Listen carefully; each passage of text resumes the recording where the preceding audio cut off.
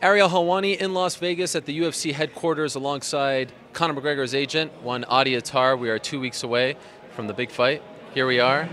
What are the thoughts going through your mind? 2 weeks away. It's actually going to happen. It's actually going to happen. Being here at Media Day, surreal. All these outlets from all over the world covering arguably the biggest fight in combat sports history. Such an honor and a privilege to be a part of this, and just excited. Let's break some news here.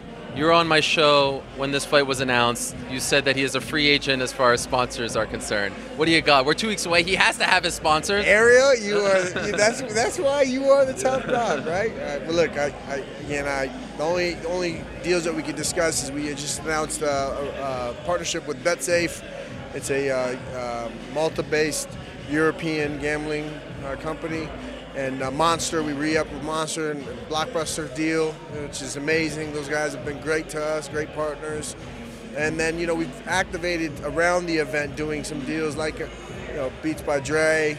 And then we have some other exciting news that's coming out in terms of some consumer products that we're launching as well. What do you mean? What do you mean? Well, tell. What I mean is I can't necessarily share all the details with you, because look. When's it coming out? There's a time and a place, Mr. Helwani. This is not it. No, what better time than now? Not yet. But there will be. Okay. That time is soon. Okay. Yes. And what about apparel, shorts? Well, so we're still in communications with a couple different brands, but we also are ready to do our own if it's not the right opportunity. I think look, we're very bullish on the short-term value and the long-term value of Conor's brand, and not only that, but we're bullish on what's going to happen August 26th. So to go into something and give up such a monumental opportunity in an event, plus do something for a longer term, maybe a little short-sighted unless the deal's right economically. Okay. And is it possible that he makes more in sponsorship than he would purse-wise, or is that impossible? Well, listen, I think in the short term, immediate, it's probably not just where this is trending,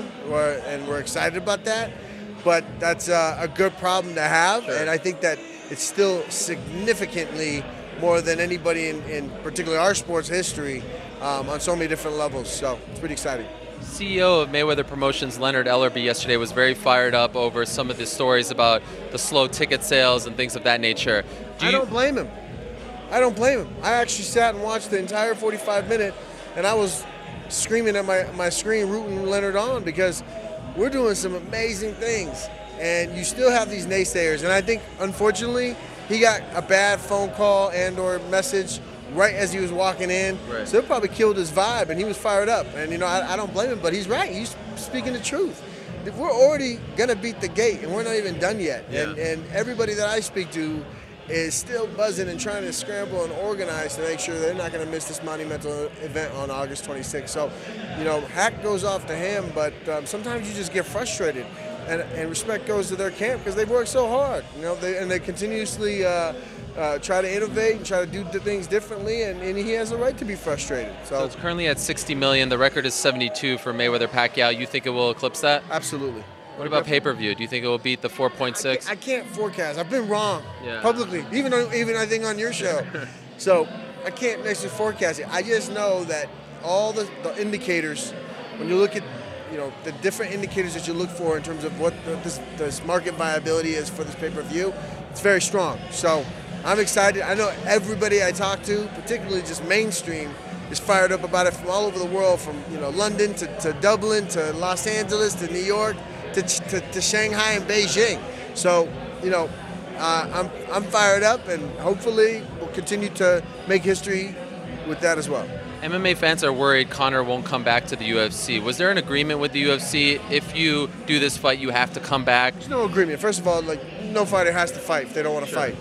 So, but he has every intention of fighting mixed martial arts. Oh, hey, the man.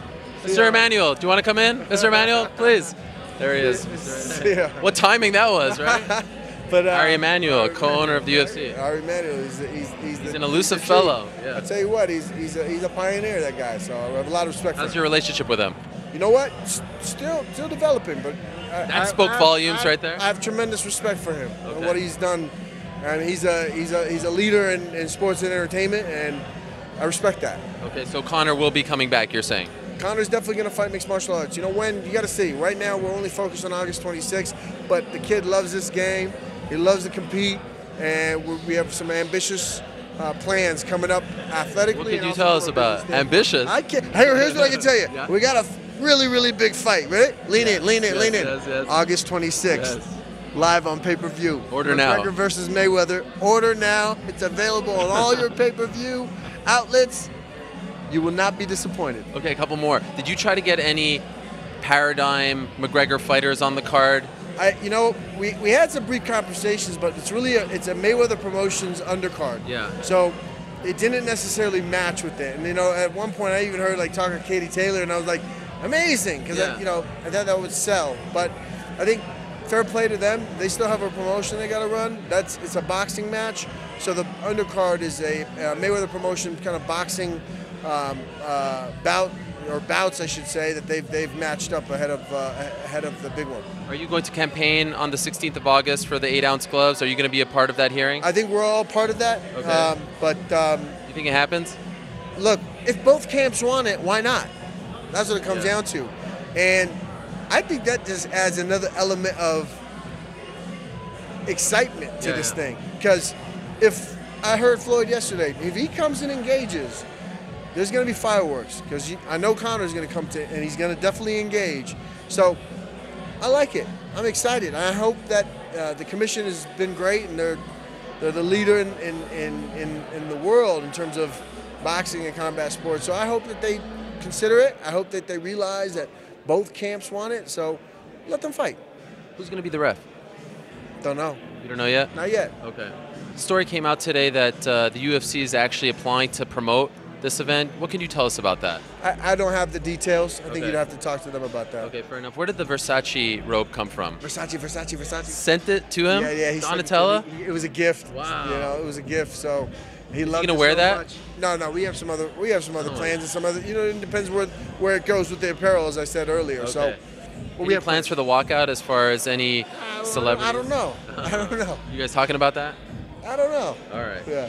If you ain't stacking, you ain't macking. Or is it if you ain't macking, you ain't stacking? It works. It works both ways. Adi, it's a pleasure. Ariel, thank you so much. Congrats on all the Thank you. success, Thank and you, we're guys. looking forward to it. Good luck the rest of the way. Thank you. Appreciate it.